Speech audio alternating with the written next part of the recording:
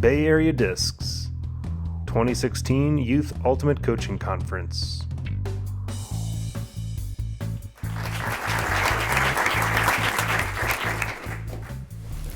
Thanks, Val. Appreciate being able to sit as the moderator of this panel. It's an esteemed group of women here who have some very impressive experiences, so I won't go into their full bios because you can read those on the website, but I've asked everybody to give a quick introduction as to who they are and to talk about either their first sporting experience or why they got into the position that they did advocating for girls. So we'll start going sort of around, and then we'll ask some questions and we'll leave plenty of time for Q&A, because I'm sure as people from outside of disc sports, you have plenty of questions to ask. So do you want to start, Jen? Sure. My name is Jennifer Smith. I'm the CEO of the Bay Area Women's Sports Initiative.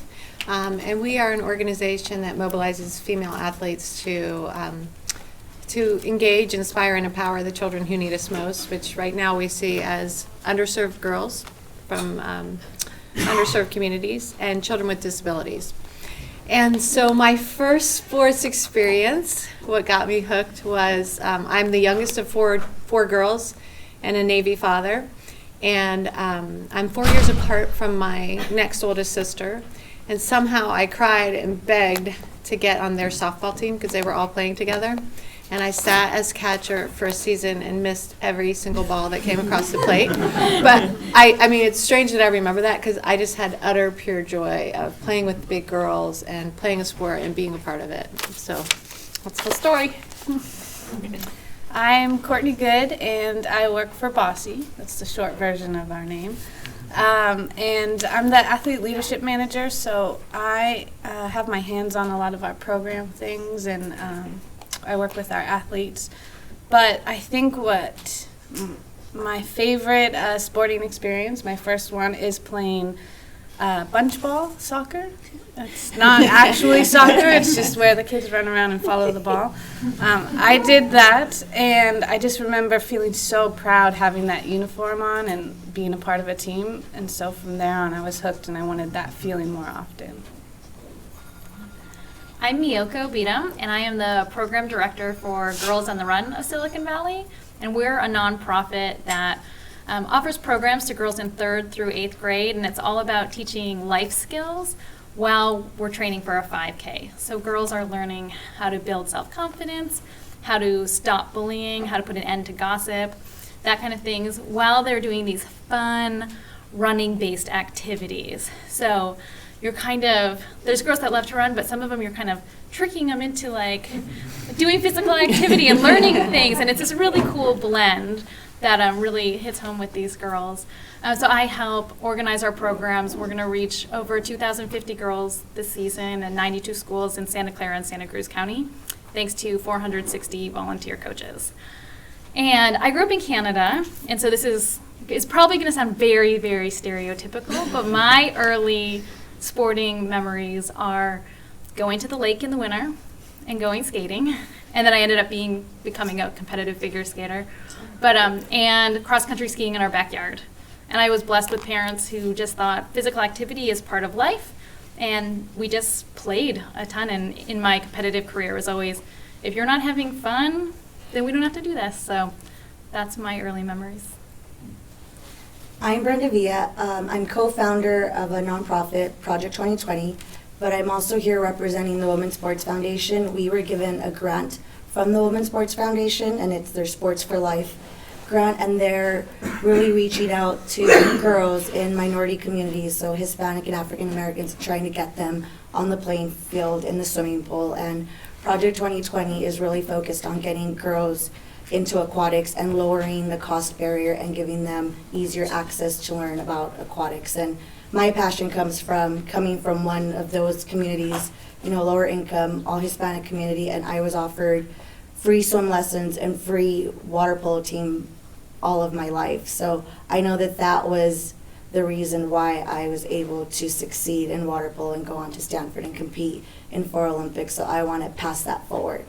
And I think one of my first sporting memories is playing on the 10 and under co-ed water polo team and being bigger than most of the boys and better than most of the boys. So I think that's why I really gravitated towards water polo. And my mom, after years of nagging allowed me to do it. But then she saw that her daughter was just as good as all the boys. She was like, okay, let's go with this. So I'm grateful for that. My name's Kathy Toon, and I'm a senior trainer for Positive Coaching Alliance. And what I say we do is that I say we teach adults how to behave at youth sporting events. So, we do workshops for coaches, for parents. We work with the boards, the organizing body of different sports, and then we do workshops for junior high and high school athletes. And it's really about getting everybody on the same page and understanding that youth sports is about development. It's not a professional gig. For me, my earliest is I'm a tennis player, and this is how old I am, because when I started, I was probably 6 or 7, and my grandmother ran a thrift shop in New York, and she sent out this big trunk full of stuff, and in there was these rackets. They were wooden rackets, and it was a 4 5/8 heavy. If you know what that means, like here I am 6, this is like a big honking grip, and it's a heavy wood racket. I'm marching up to the club. I'm one of 7 kids, and they joined a club to get rid of us during the summer. And I went and we swam, but then I thought, oh, tennis, I'll try this. What I remember is I could not hit the bloody ball. So it wasn't the male coach, it was the female coach they strung a ball from the ceiling and tied it on a string, right? And I could actually hit it. And that's what hooked me. Somebody helped me figure out how to have success. I could hit it, it felt great, and I stuck with it. Great. My name's Emma Mayerson. I'm the founding executive director of an organization called Alliance for Girls. I think I'm coming here with a slightly different perspective. We're not sports specific. What we are is an alliance of 120 organizations in the San Francisco Bay Area that work with girls in all different ways. About 20% are sports organization, including Girls on the Run. But what we believe is a girl is experiencing life in a holistic way, right? So if she's coming into your sports program, she's also coming with a whole wide range of interests and needs and experiences.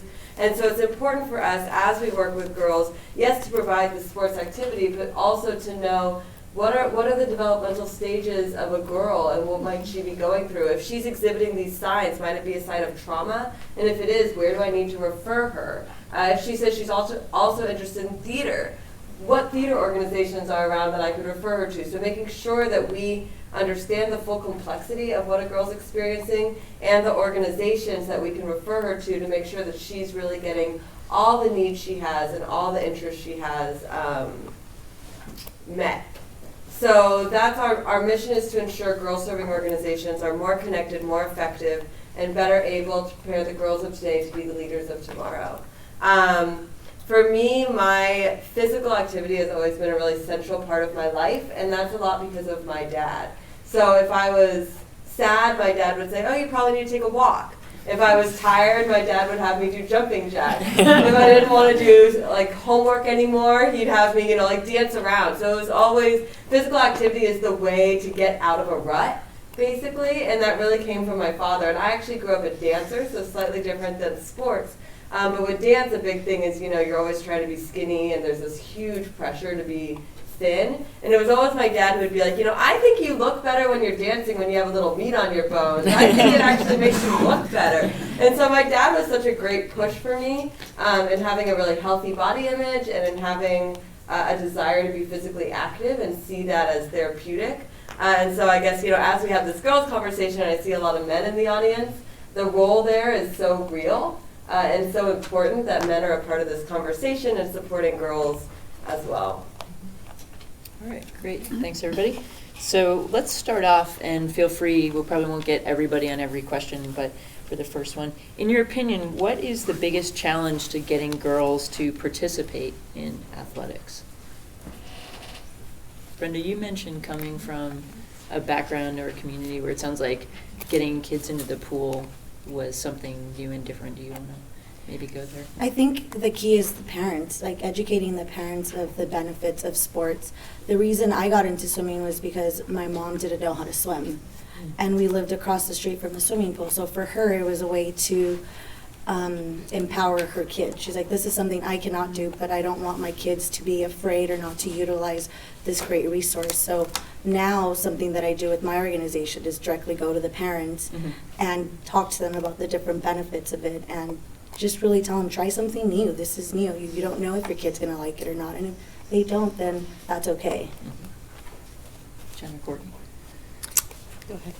Well, to kind of jump onto that, I think with our program, it's free for all the girls, and we are at the school site, so it's very accessible.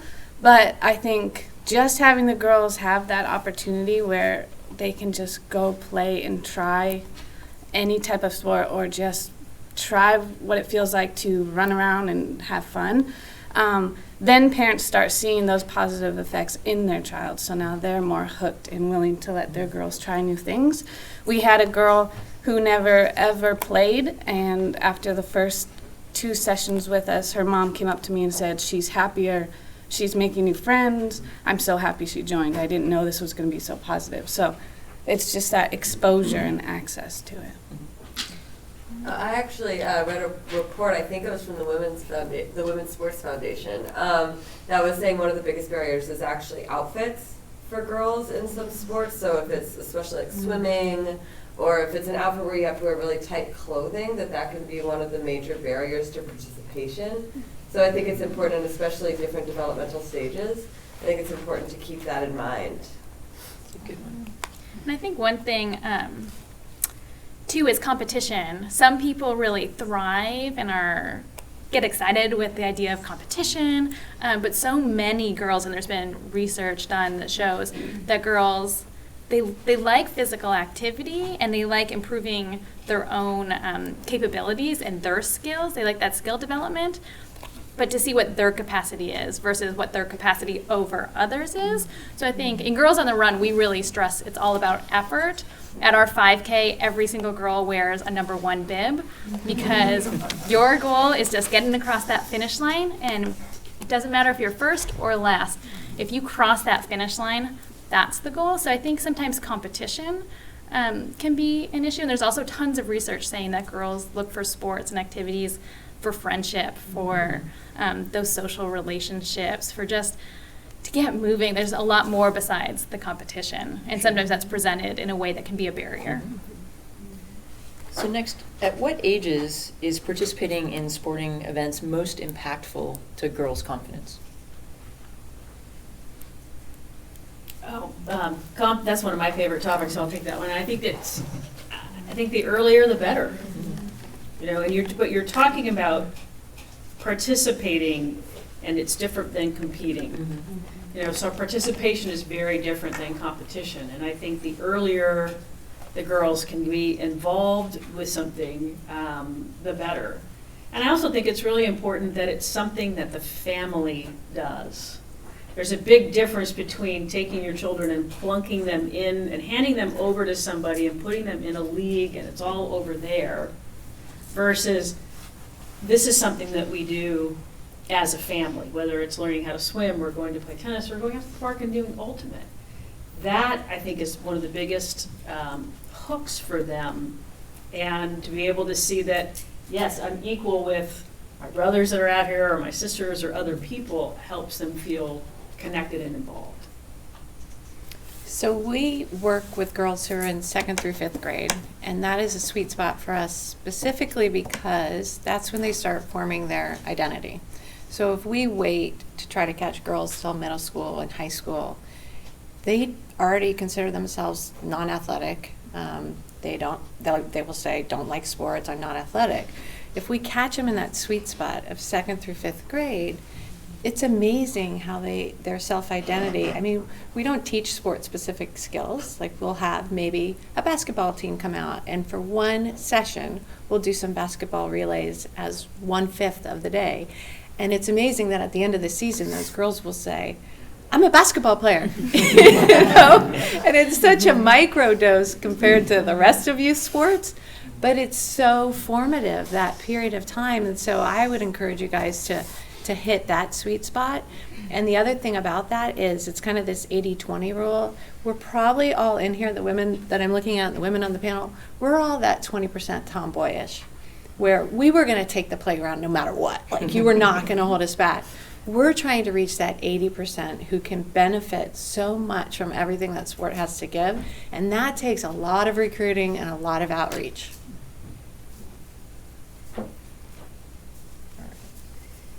It seems simple. Research shows that more physical activity keeps girls healthier, helps their self-confidence, and improves academic achievement. But more and more schools are cutting physical education opportunities, both classes and after-school sports. How do we reverse this trend? Well, actually, it relates a little bit to your last question, too. I was going to talk about the importance of watching women's professional sports. Both having girls watch women's professional sports. We recently took a field trip of girls to UC Berkeley's women's basketball team. And what the girls said, just in terms of the opportunity to see women playing the sport in a professional atmosphere, was huge for them. Just to see, like, oh, women do this too. So often the sports we watch professionally are men.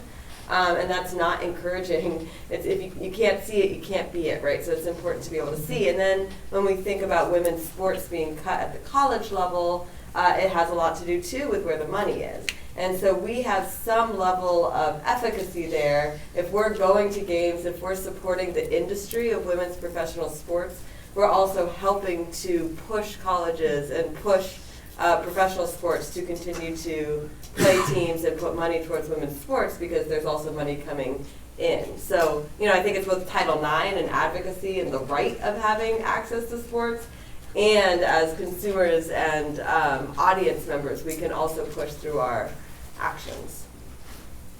Put your money where your mouth is. Exactly. Yeah. I know one of the things that we face at Girls on the Run is access to facilities. And so, I think looking big picture, we need the federal and state governments and local governments to be putting more money into physical education and opportunities to be active. I think that is a big priority. But if that's not happening, and we're seeing that so often, is P getting slashed, Right. having all these after-school programs is so important. And then having the support to make that happen, because we offer our program, and you're easily charged. Some places will charge you $1,000 to use their field 20 times.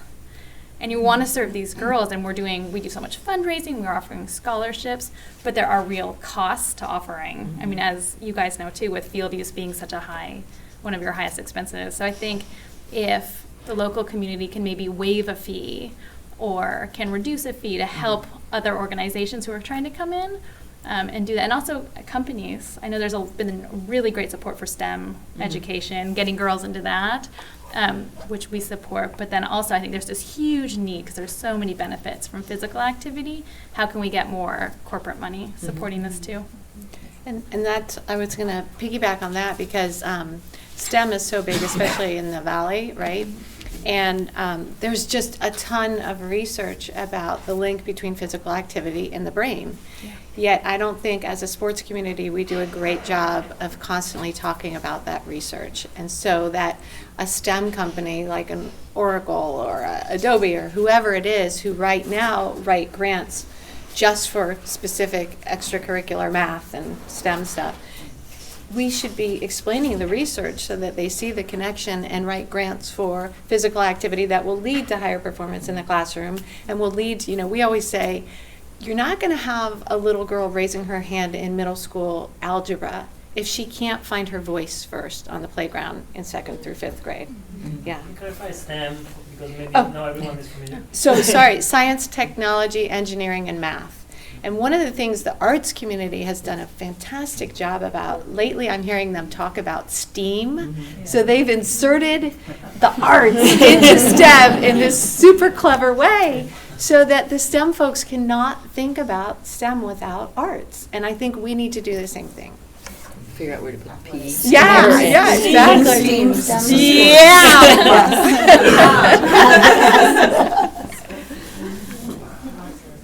What are the big challenges that your organization faces, and how do you deal with those on a day-to-day basis? I'll speak that, and not, I'm going to speak to it from the standpoint of a trainer.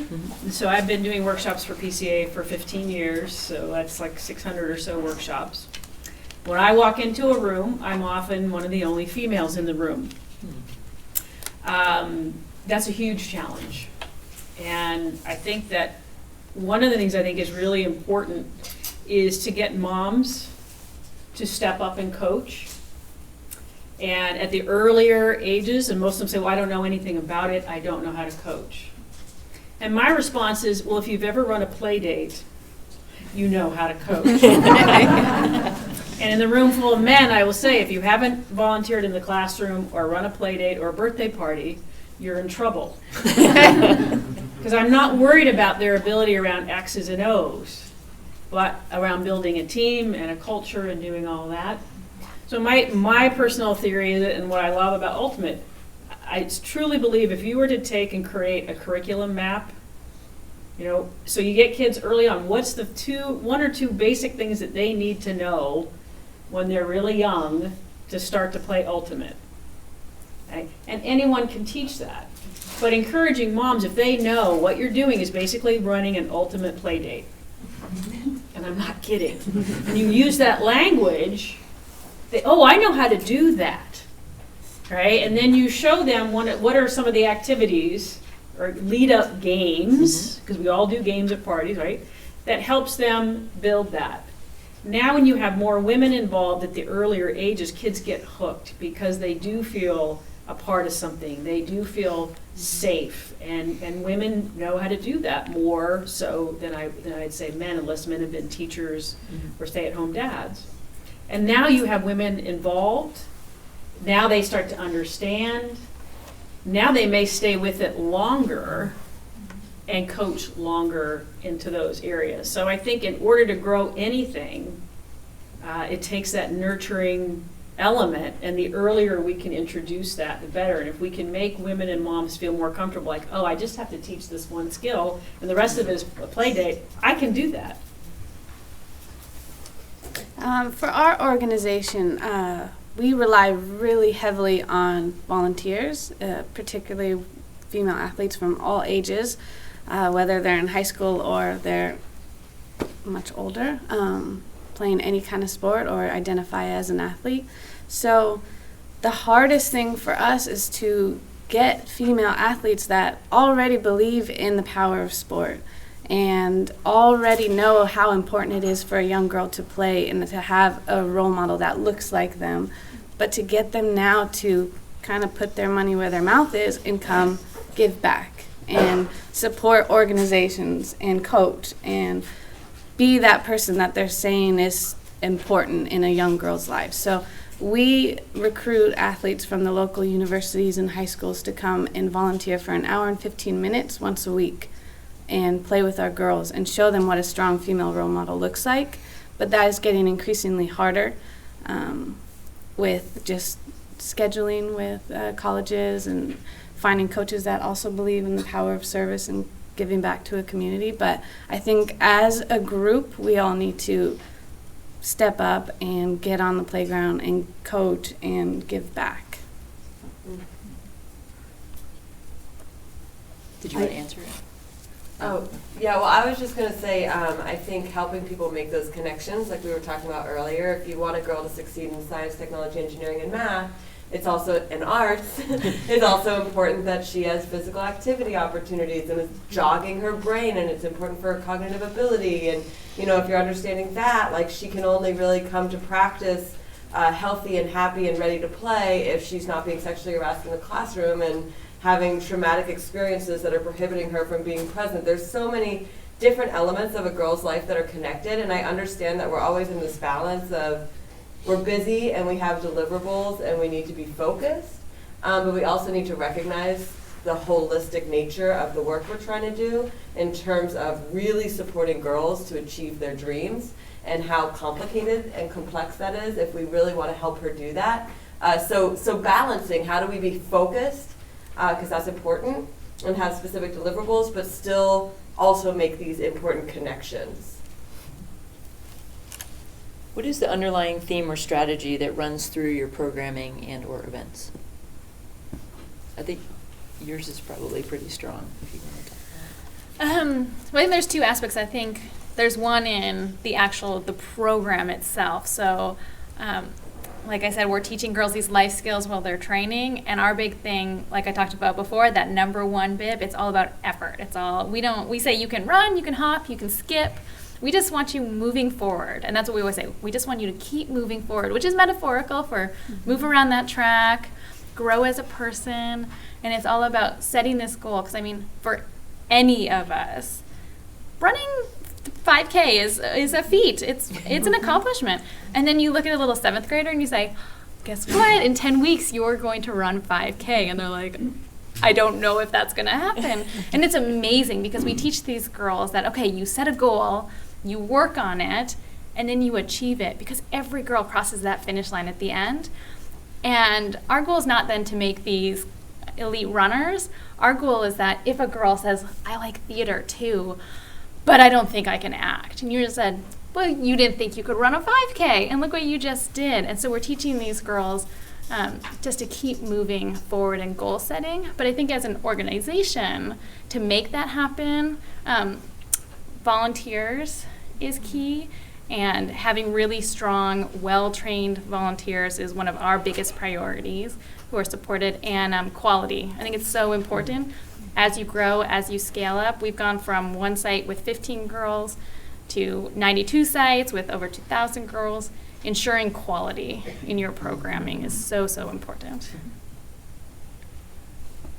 I would say one of our underlying themes is really to stress the importance of, like, our sport is a sport that can save a life, right? You don't really think about that. So water safety. So really making sure that the parents and the kids understand that. And whether they go on to be Olympic champions in water polo or play in college, like, those are all the pluses. But really it's a sport that can save your life. So we really try and emphasize that. And then I would also say that just confidence, and going back to, like, wearing a swimsuit. And I think wearing a swimsuit at age 10 was something that gave me a lot of confidence. And I've never been the tiny kid, but did I really care running around a pool deck in a swimsuit at the age of 10? No. Why? Because I could compete with the boys and do everything that they could do. So it was never an issue that was in my mind. So we're really trying to instill that value in the girls and even the boys now that we are trying to reach. We talk a lot about, well, we had a hard time explaining that our program was not just about sports and physical activity, that it was about much more.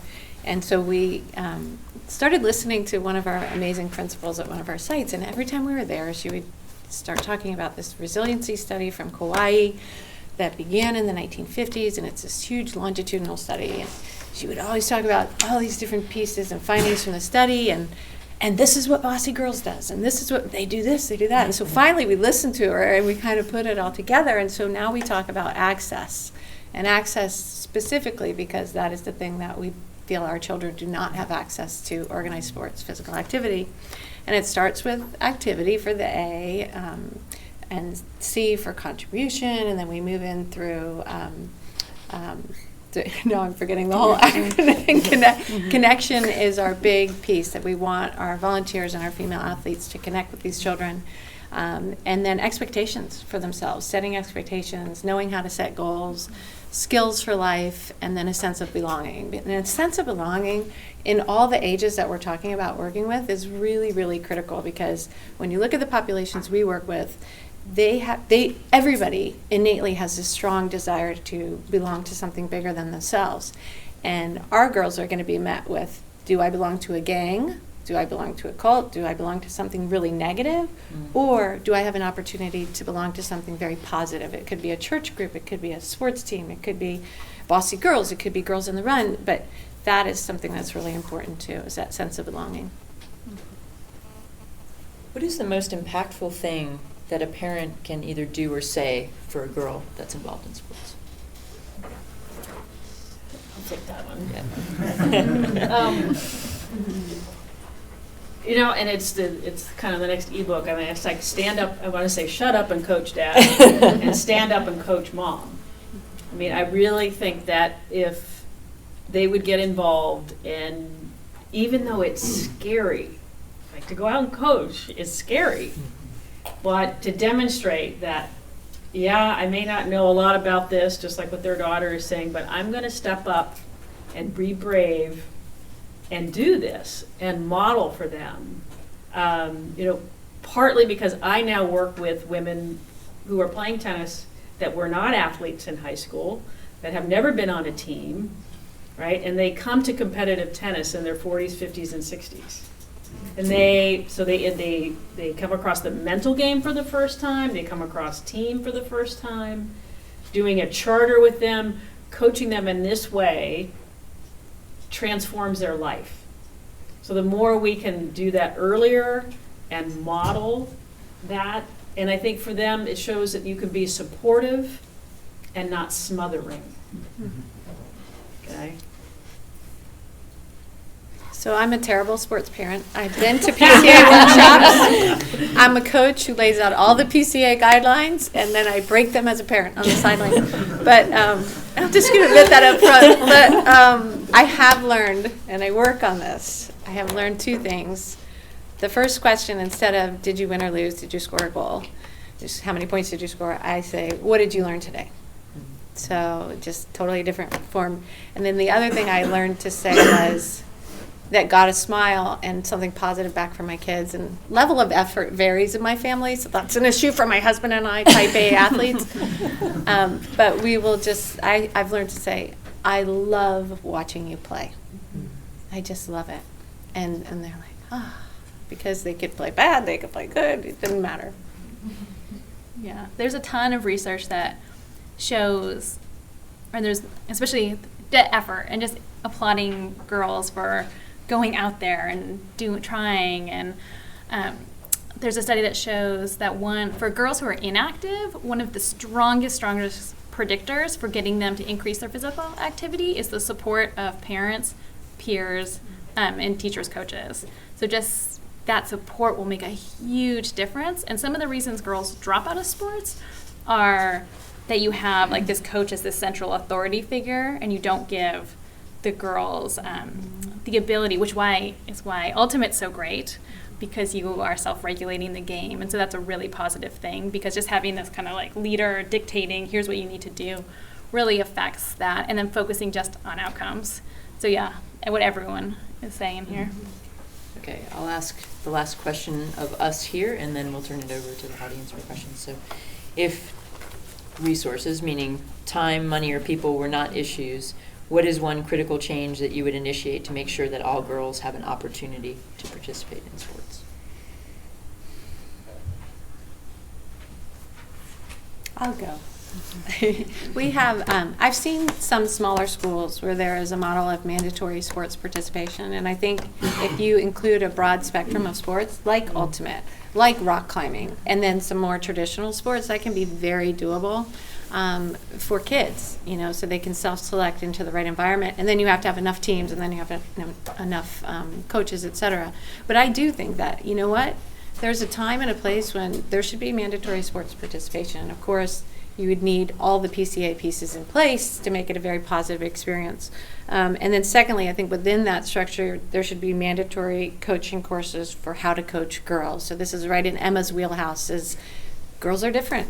And they are going through different developmental stages, and male coaches, female coaches, we all need to know how to coach them.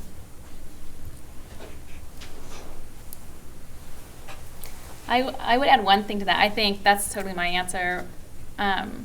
Every day, girls spend most of their time, and kids spend most of the time in school, so having mandatory activity, sports available, and that whole range, because I think as adults we think I'm doing my life, and now I'm doing my physical activity, I'm going to the gym, it's very boxed, and we forget I can just run outside and play. We don't play as adults. And I have a 1-year-old, so I'm kind of rediscovering this let's just go to the park and run around, and it's wonderful. And I think as adults we lose that, because all of a sudden we go to the gym, or it's very segmented off.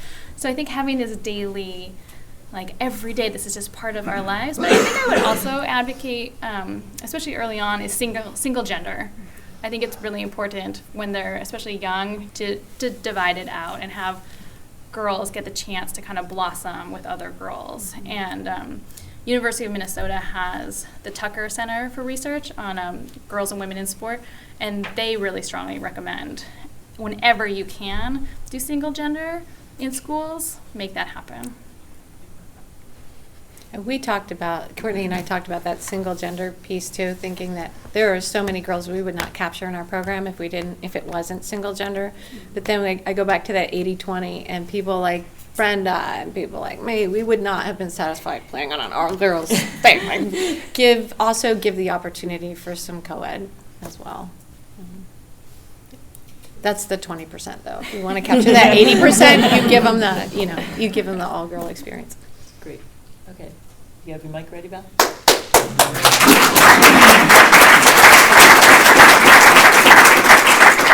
I'd like to start with the first question, and is how you measure your impact. And I know that each one of you have a different organization, so it might be different, but it's always difficult to, and we see when we play or coach the kids what kind of impact we do every day, but then translate in some stats and document is get harder.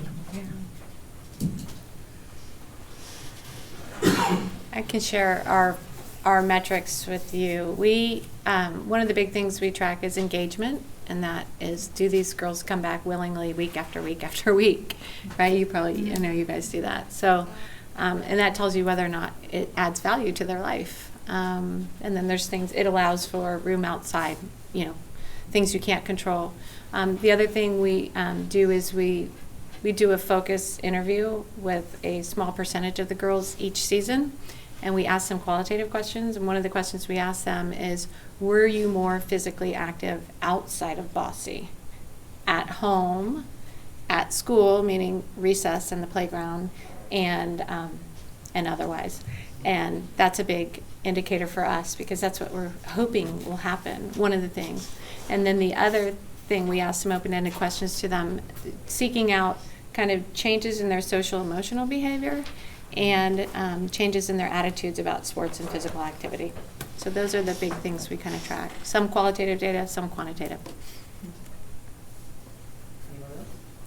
Well, I'll not speak specifically on what PCA does as an organization, but one of the things we advocate for organizations and for coaches to do is to do evaluations. And we have a free, it's on our site where there's an evaluation form that coaches can fill out, that parents would fill out on the coaches and athletes would fill out on the coaches. And it reflects specifically our 3 principles about redefining winning, filling emotional tanks, and honoring the game. It's fascinating for me to see how many organizations are hesitant to do that. And what we found, though, is that when you do that, most of the coaches, it's tank-filling information. And if there are a few red flags, don't you want to know about those red flags? And so the beauty of it is the questions have nothing to do with technique, tactics, or outcome. It's all on the impact and how this person coaches. So I would highly encourage you to do something like that. And like I said, we have forms that we've created over the years that reflect our things that are important. But the physical, the technical and tactical, you're right, is being evaluated every day on the field. But what's the other? What's the cultural piece? What's the impact you're having? Well, if you don't ask, how are we going to know? So I would definitely encourage you to have your constituents evaluate the coaches and the organization as a whole.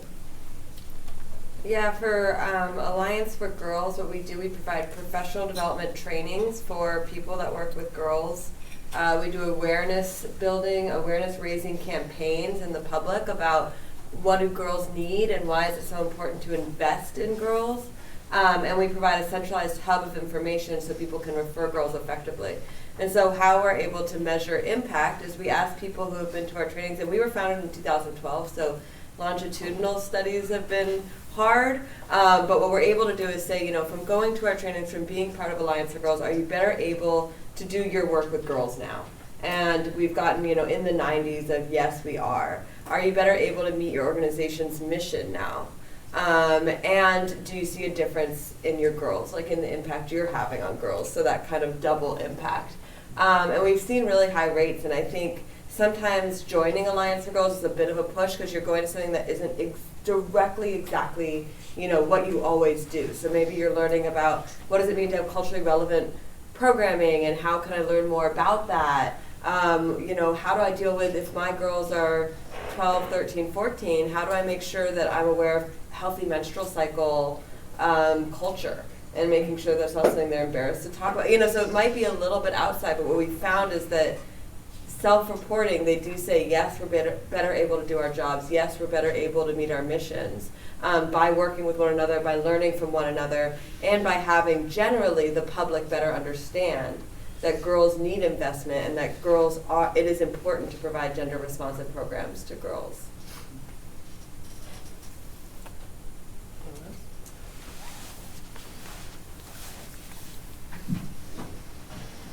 Oh, I will say too, in terms of if you're thinking about your own metrics and evaluation, one of the things we're trying to build in is parents. We want to get parent feedback. Just, we have the anecdotal feedback that Courtney shared, but that is very compelling to other parents and administrators or people considering bringing in your program. So actually, teeing really nicely off of that, something that's come up a number of times in this panel is the idea of doing it as a family and keeping the families really involved. And I think we find that at Berkeley High we have a somewhat diverse group, and so a lot of the parents are really involved and really engaged, but the question then would be, how do we especially provide support for the kids who don't have family support? Often these are kids coming from low-income families, from immigrant backgrounds. There's parents who are often not fluent in English, students of color, where the fact that the parents are letting them go to practice 3 times a week is already really pushing their cultural boundaries and what they have. So how do we really make sure that those kids get the level of support out of our community that the kids whose parents are involved are getting? Well, I know that I kind of struggle with that as well with the teams that I'm creating. I like to host things at my pool. I bring tournaments to my pool because then it's easier, because it's in the community, so it's easier for the parents to show up and watch their kids play.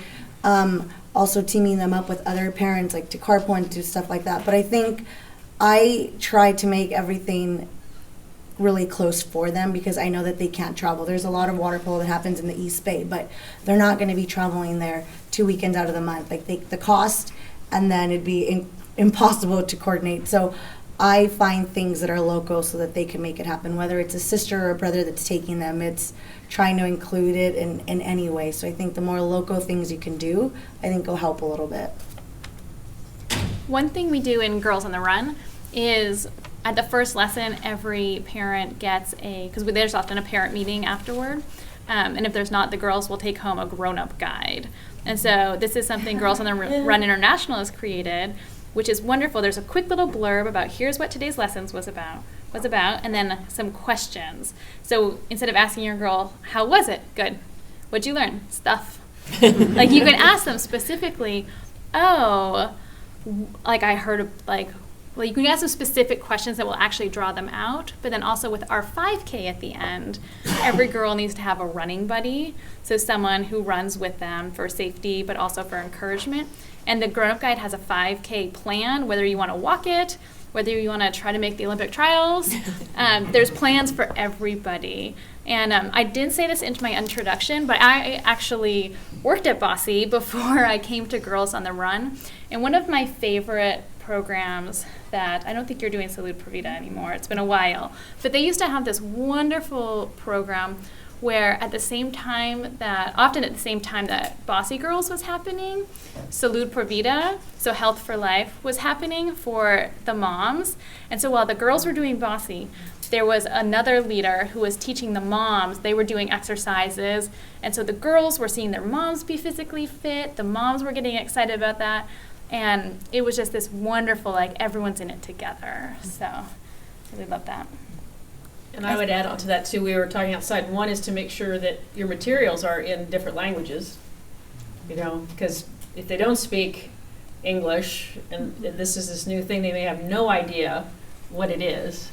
So including that, and then encouraging the kids to be able to go home with an assignment to teach their parent some aspect of what they just learned. I mean, it also helps them, understand it better.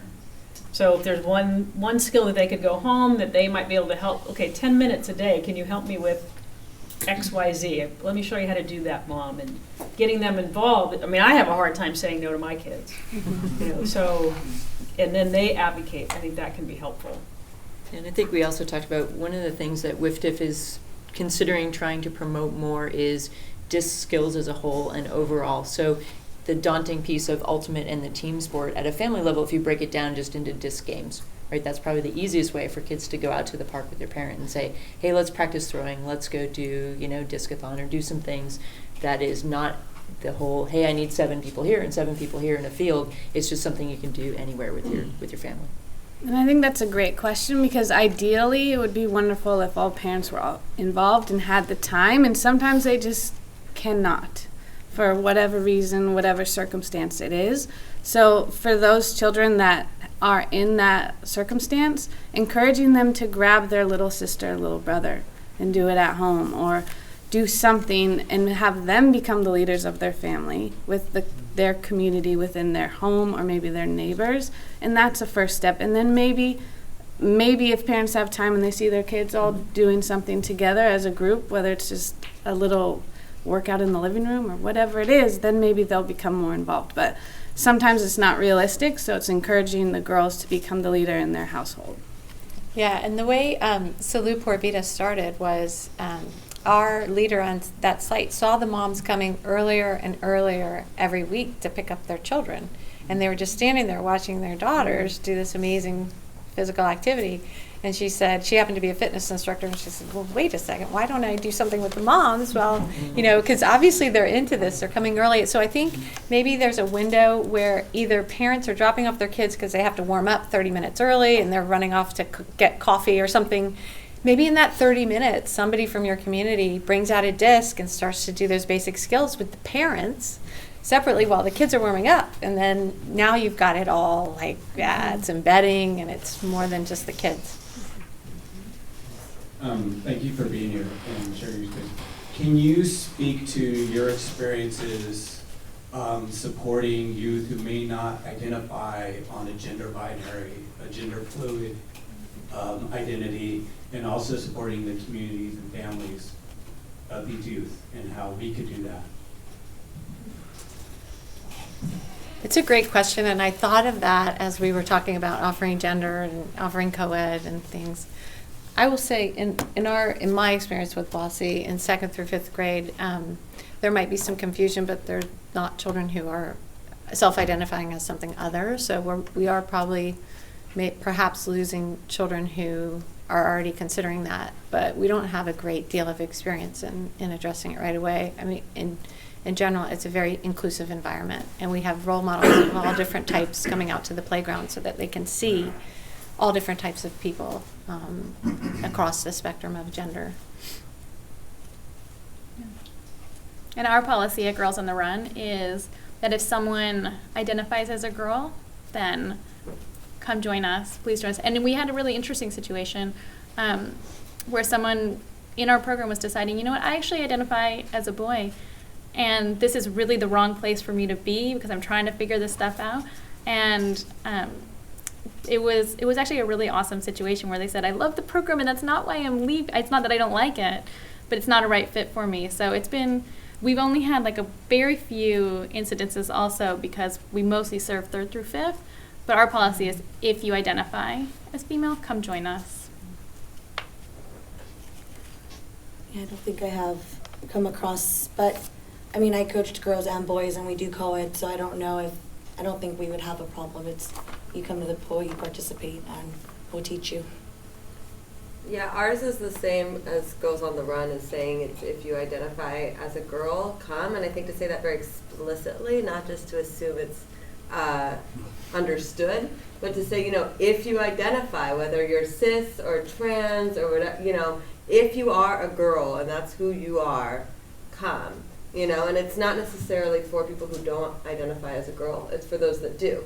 But whether they do because they were that was their assigned sex, or whether they do because that's their identity, or, you know, whichever way that is manifesting, that's, if you identify, this is the place. If you don't identify as a girl, this isn't the place, you know? This is really for those who do identify as girls.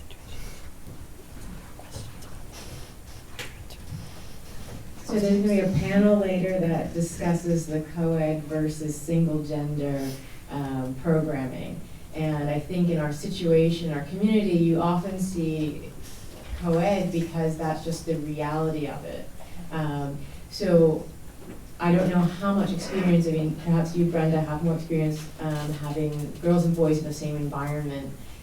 How do you need to speak to both of them so that you're supporting the women and not treating them differently, or the boys differently from them? Like, how do you, where's the gradation on that?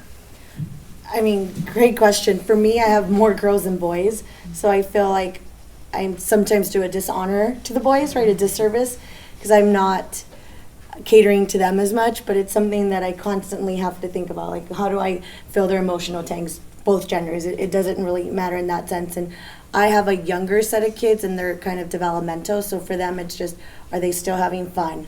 How do I make sure that they're still confident, they still want to come back? And it was something hard for me because I'm a competitive person playing at the most elite levels, so I needed to check myself often. And it's like, wait a minute, they're not here training for the Olympics, they're here to learn a new sport. So it's something that I don't think about often, but I think I need to, just to make sure that I'm giving the most to both. And I know growing up, I played on co-ed teams. I played on the boys' high school team. And it's really interesting because I think that's what helped me become the water polo player that I became. But then now I realize the importance of like single gender teams, because there are some girls that will not come out and play, especially water polo. It's a contact sport. Mm-hmm. So you're not going to have parents wanting their girls to play against boys because it's too rough. But it's something that I'm treading with lightly and trying to figure it out. But I think there's benefits to both.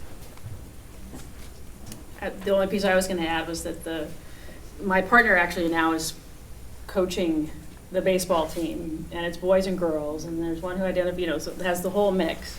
And they started with the charter, and it was amazing, the things that they've said and felt. And so the other piece that I would add to Ultimate as an organization, and something that I recommend to every time I go in and work with a board, is to have kids involved, whether you have a youth council. I mean, we're old, I don't speak for all of you, but they have some younger issues and things that are going on that we don't necessarily have run into. So having their voice, knowing how to reach them through social media and things that are pertinent to them, and these kids are really bright. So whether it's like at Cal, we had a captain's council, or you have a youth council, something where you regularly get their voices on these issues, they're going to have way more insight than us old fogies, right? I just want to add one thing to that, which is I think training and role modeling. So for training, I think it's just important to understand what is the context, how does gender impact the context in which all players are living, right? So there's organizations like Alliance for Girls, like Brothers on the Rise, who teach, for a male, how does that impact your life? How does that impact, are you able to say you're feeling afraid, or, you're not feeling included, and are you able to tell your coach that? How are you able to express your emotions? So the way that we're socialized very much impacts the way we're able to play. And so it's important to understand that socialization that's happened. So I think training is really important. And then the other is role modeling. So, if you are going to do field trips, make sure that you're thinking about women and men being the professionals that they're going to see. Or if you're bringing in professionals, make sure that women are represented and men, but often in that case, there's less women that you necessarily go to take a basketball trip, or, to make sure that women are part of the role modeling. Just one quick question. So of you who...